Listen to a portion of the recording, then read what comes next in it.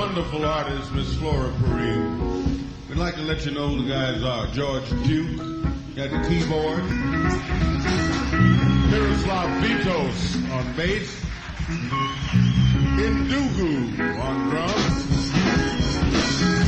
Raul De Souza on trombone. Airto Moreira, percussion. The first thing is a group composition that's called Funky Thing.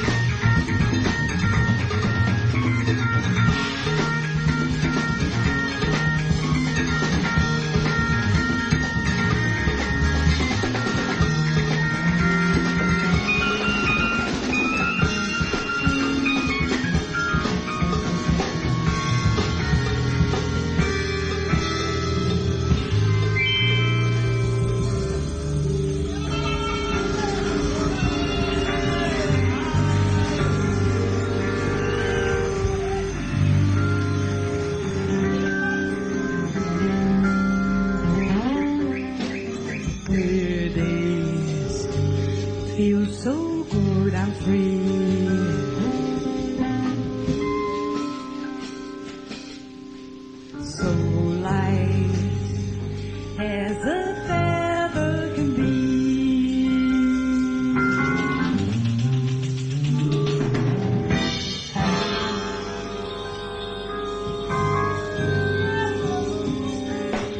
Clear days feel so good and free. So light as a feather can be.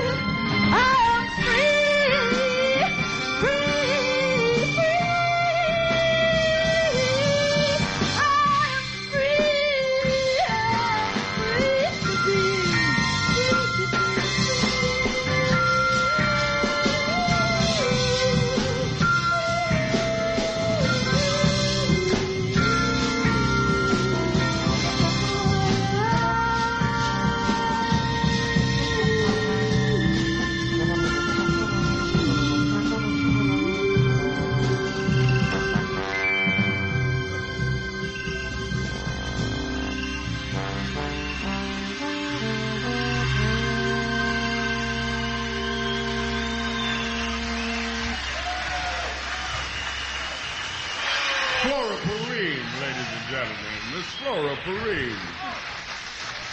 Yes. Yes, we're glad to be back with the butterfly lady. I would like to tell you that that's those of you who are here live and those of you who are on the other end of the radio checking us out, that we're all here because we love Flora Purim.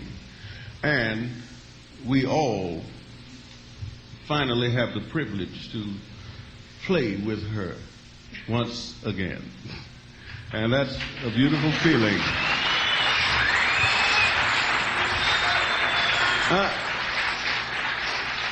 I must also say that Flora is the bearer of goodwill in so many ways, not just because she's a great talent and a wonderful person, but she has some other things going, because I don't know of an occasion like this. I have performed in many correctional facilities. Many. That is, from minimum to maximum security.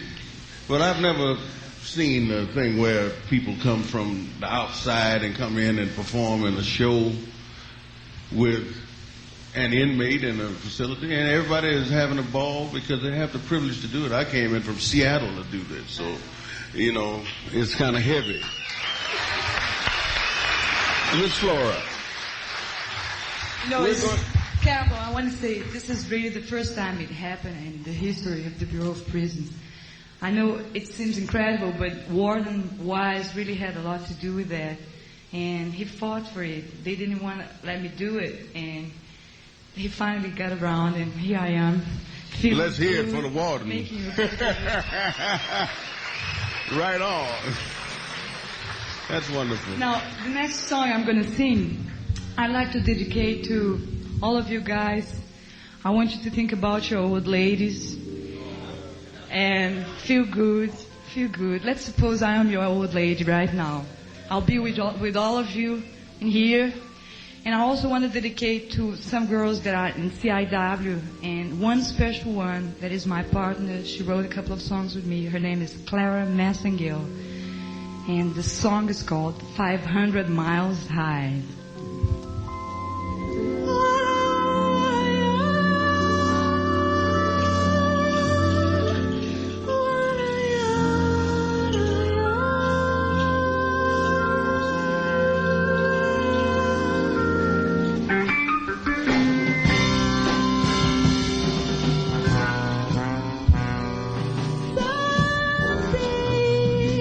You look into her eyes,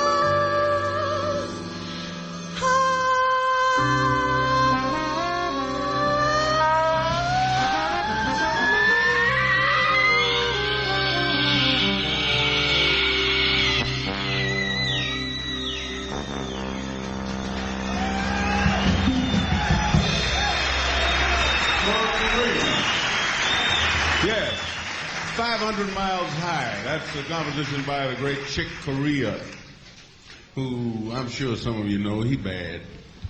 Yeah, I know. Here's a composition by a Brazilian composer whose name is Edu Lobo. And it's kind of fitting since Raul, Airto, and Flora are all Brazilians that they do this tune. This one's called, what is it? Casa Forte. Yeah. Is my Xbox working?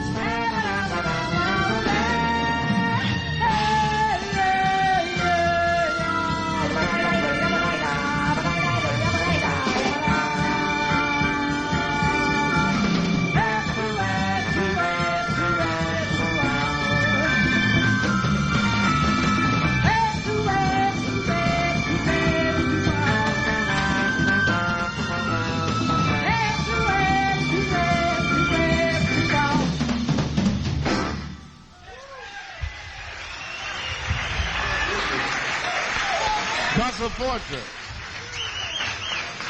Yeah, thank you very much. Flora Purim, once again, ladies and gentlemen. We are enjoying her so much.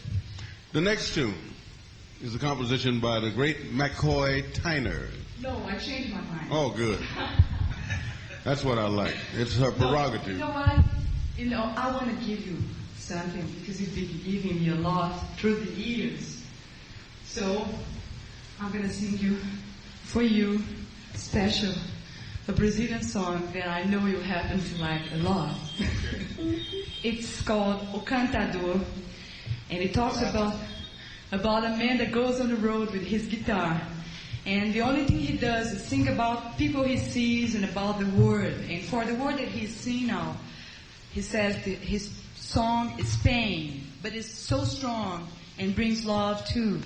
So that's the whole story. I'm going to sing it in Portuguese, which is my native language from Brazil.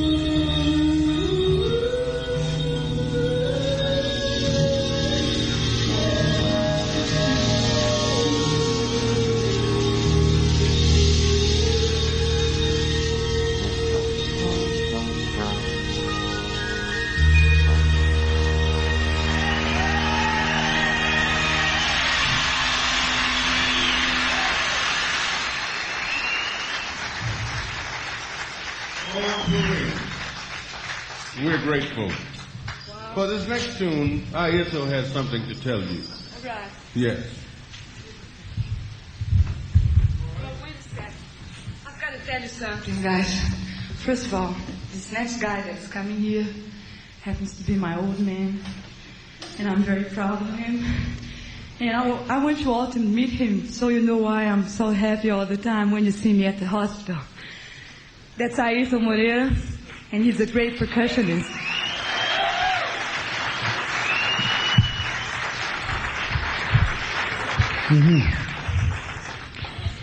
Thank you very much. And my name is Airto, like Airto. And I am from Brazil. And I used to live in New York for 8 years. And now I'm living in Los Angeles. So I can come and visit Flora twice or 3 times a week. So I'm going to be playing some of my instruments, for you. And I'll start with the tambourine, which is not a big thing. The tambourine, like everybody knows, the tambourine is all over the world, all kinds of tambourines, Some, they have the skin, the head. Some of them, they don't, as you know. And there are even square tambourines, And Chinese, tambourine. Another day I was in Chinatown, in San Francisco. And I saw a Chinese tambourine, and it's beautiful, and a big one. But it was kind of too heavy to play the way that I play. So I didn't get it. But it's still there.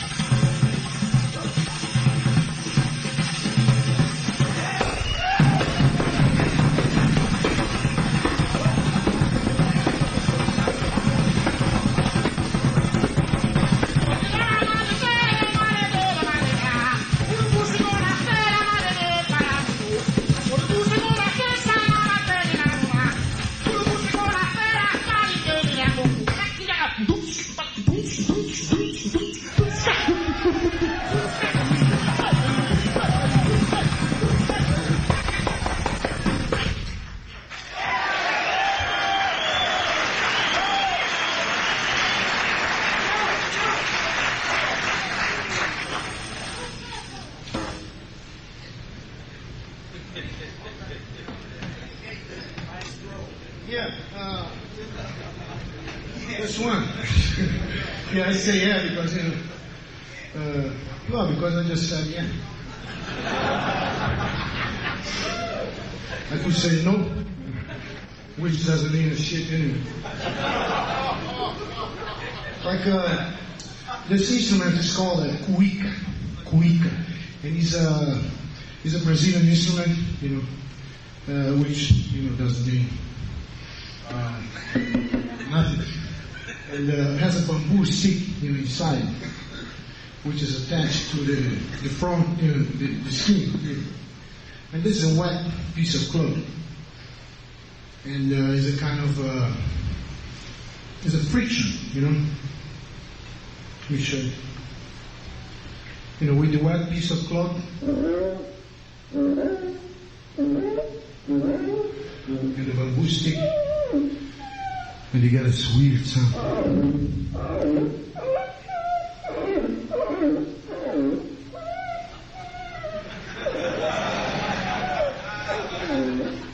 Yeah, you can think about whatever you want. That's.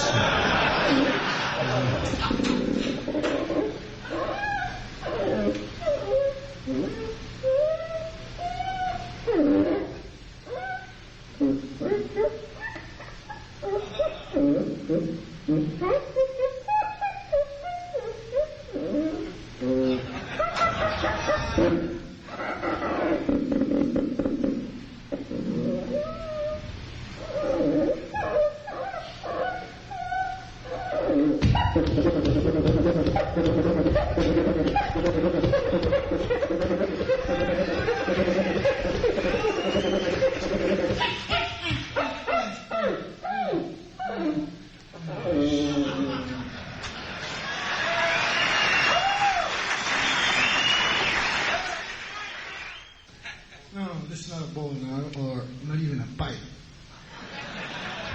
It's not a pipe, and it's not a bow and arrow. It's an instrument, you know. It's a berimbau.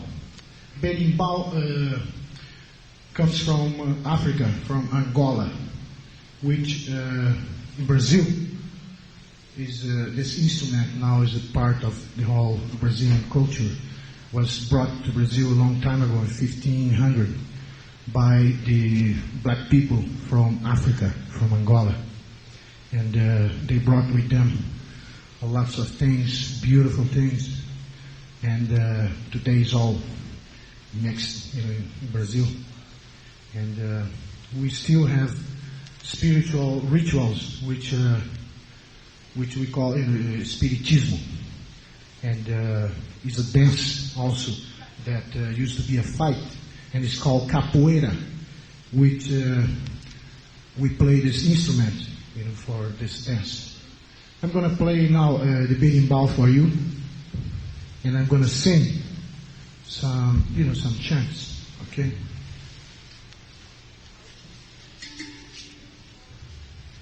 This is KBCA, Los Angeles.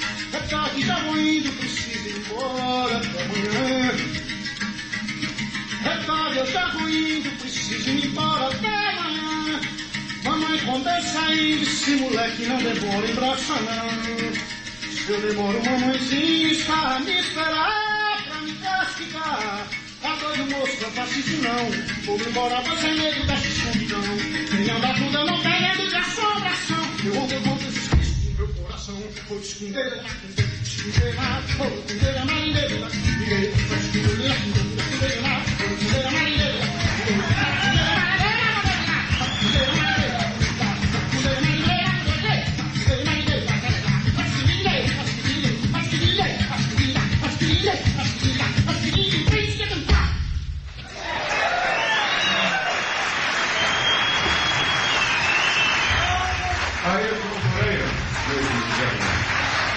Yeah. Remarkable. Once again, we welcome back the band and Miss Flora Purim. A composition by another Brazilian, Airto. This one's called Jive Talk.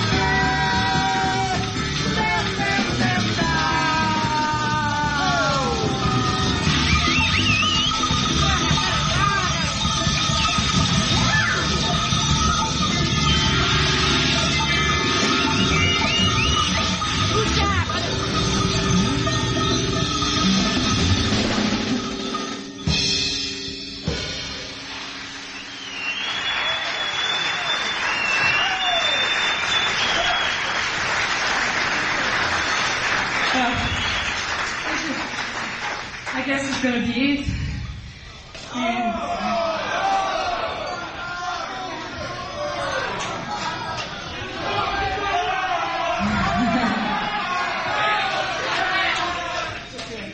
Okay, we're going to do for you a real batucada from Brazil, from the carnival, just a drum session.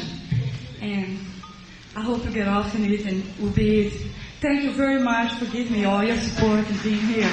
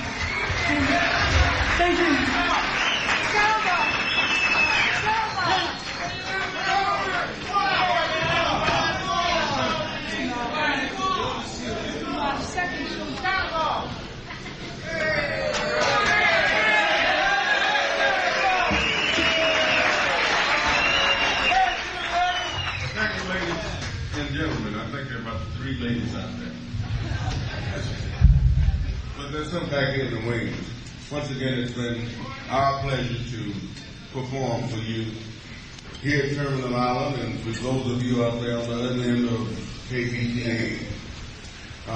And once again, thank you, Ms. Flora Purim, for being so rich. Bye-bye.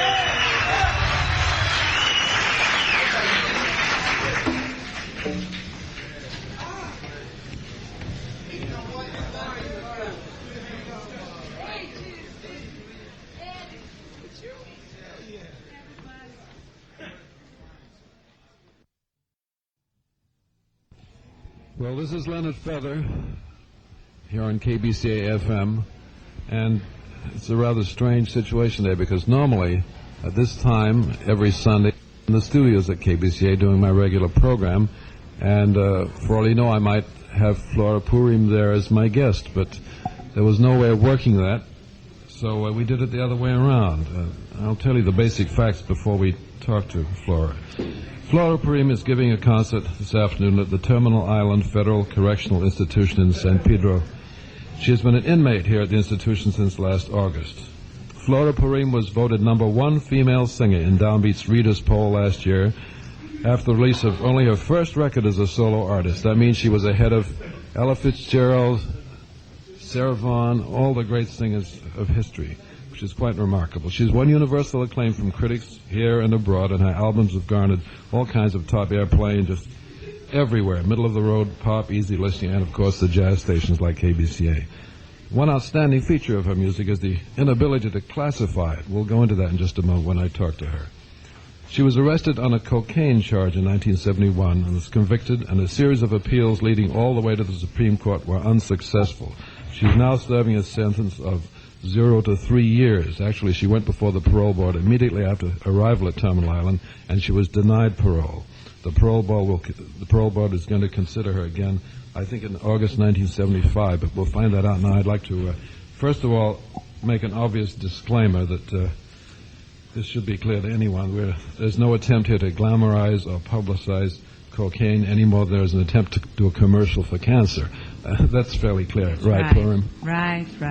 Flora, what is the reason for the sudden switch? Right up until a couple of weeks ago, your presence here was really unknown to almost everybody. I was one of just a very few people that heard what happened, and everybody kept the silence, presumably out of deference to you. And then suddenly we have gone from this secret situation to a point where it is just the reverse. Now it is being actually actively publicized. There's been stories in the trade papers, and a concert is being given today. What is the reason for this turnabout? Well, it just happened that it's been 8 months that I've been in jail, and I never been in jail in my life, and it was quite a hard experience, and I couldn't adjust to the fact that I was living with my family, Airto, my little daughter, Diana, and then when I surrendered, I still didn't know I was voted top female jazz singer or anything. I was still working with Airto. I finished my record, Stories to Tell, and I came in. And after 8 months, I can say I learned a lot since I've been here in county jail, and I met a lot of people. And it's been a demand for me to work. Like, people's been calling Fantasy Record, asking about me. And I just felt that it wasn't fair to hide anymore, because it's true and it happened and I'm still here.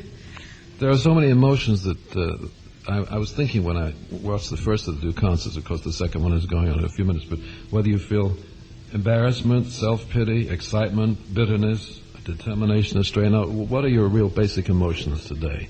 You want to really know that? Yes. I feel very excited, because music is being my main form of communicating, even with myself, And for me to have the chance to sing with musicians like George Duke and Miroslav Vitous and Airto and Ndugu and Cannonball and Raul, I know not even when I was on the streets, I couldn't get it together, because each one of them got their own thing going. Miroslav's got his own band coming, and George works with Frank Zappa. Cannonball's got his band, and Ndugu works with Santana right now. So I feel really emotional and excited, and I know I'm making people feel good, so I feel good. It took quite a lot of effort to bring all these musicians together here today, didn't it? Well, mostly it was their own willingness, which, I mean, I really appreciate. They made me feel so well by just coming in and giving me their time, and it's just, I feel good, and I hope everybody holds on till I get out of here, because I'm ready, you know. Well, what is the situation regarding the possibility and the likelihood of when you will get out? I have a chance to be paroled when they review my case in August 75. And if this happens, then I'm going to fight immigration, which is already being taken care of, because there's a special bill for performers because of John Lennon and some other people. Yes, I know about that case. So if, like, some senator presents the bill, I can always remain in the country to perform and to visit, but not to leave, which it's what I was doing in the last 8 years. Well, yes, you came here in 67, right? About the end of 67, and I've been in Europe with St. Gatz and with Airto and with Chic, and I've been traveling mostly of the time, you know, so it's not going to change much. No, I would think that once you do get out, you will have a very bright career ahead of you. How do you compare your situation with, say, Billie Holiday, who got into trouble much later in life? Well, there's a different on the dope that she was using different too. Kind of narcotics, that's very yeah, clear. well, like that, like, you know, on staff you can really get strung out and you can decline. And I used cocaine and I smoked weed and I took pills. I used all kinds of drugs, but junk, you know. And after I was busted, a month after, Chick Corea invited me to be part of the band Return to Forever. So when we had to go to Japan, I told him, listen, I don't know if they're going to let me go because I was busted. I told him about what happened, and he said, why don't you come to a Scientology place and talk to some people that I know? So I went in, and it felt really good, you know. They accepted me the way I was, and I really improved my senses about everything. I started to confront my own situation, exactly how it was, with no self-pity or nothing like this, just saying, well, I was busted and it was it, I have to handle it, and that's what I'm doing right now. Well, that answers my question then. No self-pity, no real bitterness about what's happened? Maybe a little? No, I saw horrible things, you know, and they're going to stay inside of me for the rest of my life, but I think I learned from it, you know, and I just find out that there are other kind of people that need understanding and help, and they're human beings just like me, you know. And, of course, I found out in a hard way, but everything is worth it, you know, and I'm taking a great lesson out of my jail time. Well, your spirit and your morale sound marvelous. It's really impressive. How have the contacts been with the outside, with musicians writing to you and so forth? Incredible. I've got letters every month from Billy Cobham, from Stan Getz, from Chick Corea, from Stanley. They even writing music and sending it to me here. Yeah. And Airto comes to visit me twice a week and brings Diana. And once in a while he writes a song for me and I write a song for him. And that's what's happening. Airto has moved down here now, I assume, right? Yeah. Airto, can you come in for a moment? Yeah. Hello. You are now living in the Los Angeles area, right? Yes. I'm living in Alta Loma Road, which is close where the Playboy Club used to be. Yeah, I know where you are. So, and you continuing with the group without Flora? Yeah. Yes. By the way, I am, this thing that happened, with Flora and myself, our family, had changed a lot of things for better, because we can see much clearer now lots of things that we couldn't see before.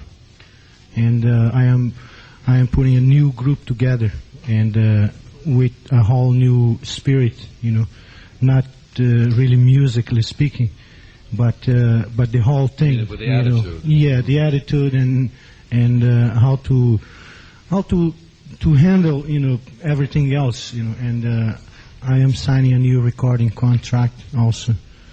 And I think it's going to be with Arista Records and Clive Davis. Wish you luck with that. Flora, let me ask you another question for a moment. A lot has been said about the wordless singing that you do, which constitutes a great deal of your performance.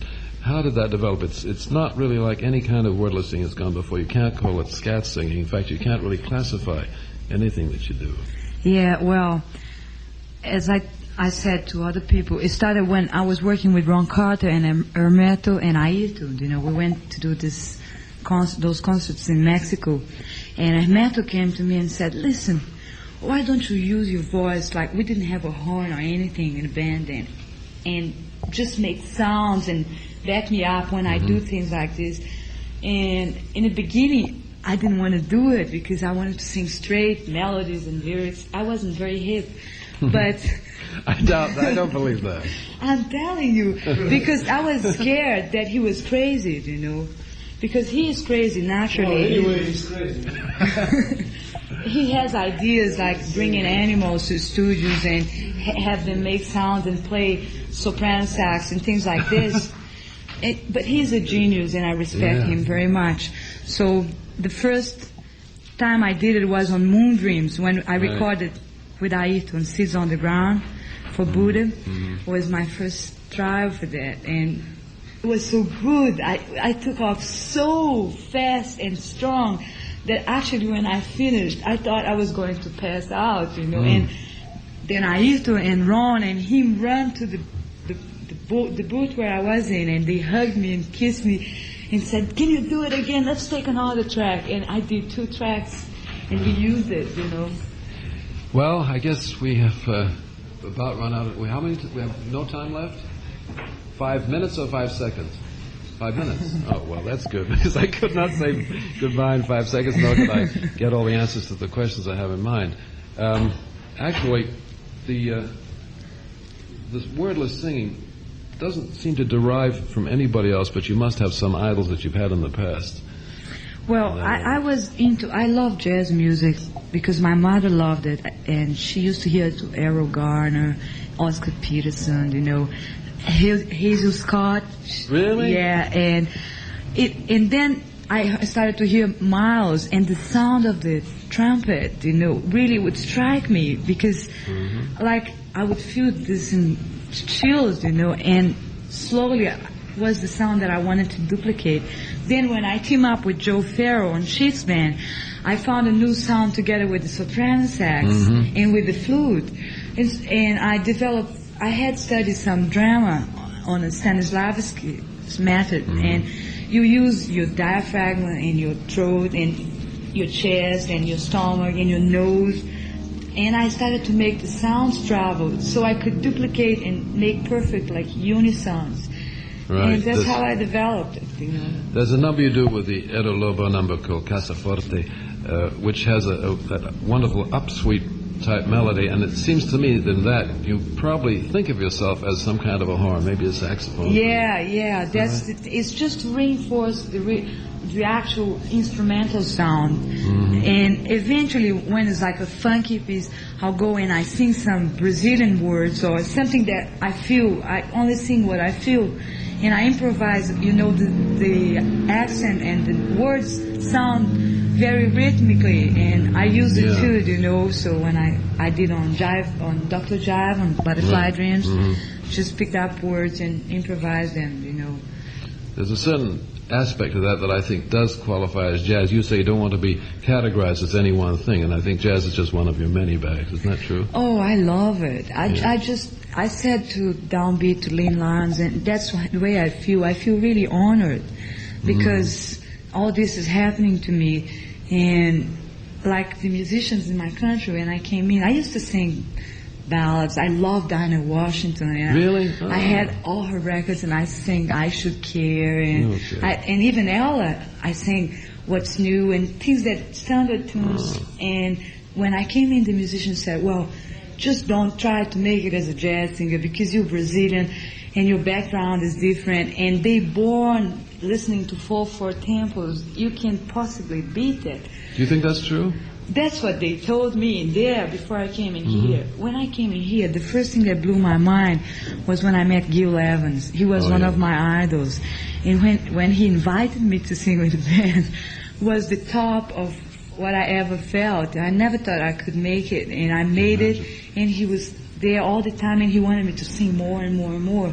Then came Chick and Stan Getz and Duke Person, and one day I was at Walter Booker's house playing the guitar, and Thelonious Monk was there. And I never met him. I didn't see him. I didn't know it was him. And I played a ballad, a Brazilian ballad, and I sang.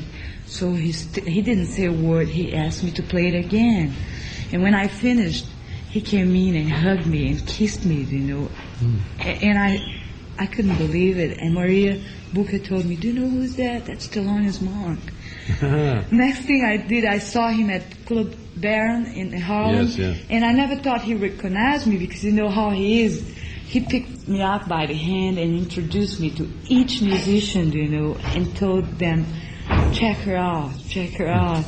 I think the reason that musicians react that way to you is that you are inherently a musician yourself. You studied guitar for 4 or 5 years with Oscar Castellanos, Yes, right? yes. Who is now with Brazil 77. Yes. And I think your musicianship is one of the greatest aspects of your performance. And I'm looking forward to hearing it again right now. And I wish we had more time to talk. But Flora, is there anything you want to say to people who might get into the kind of situation you're in? Well, I just want to tell you all that a joint or a blow, it doesn't worth your freedom. Believe me, it's so much that you lose, and there's so many ways to get high without drugs. Right.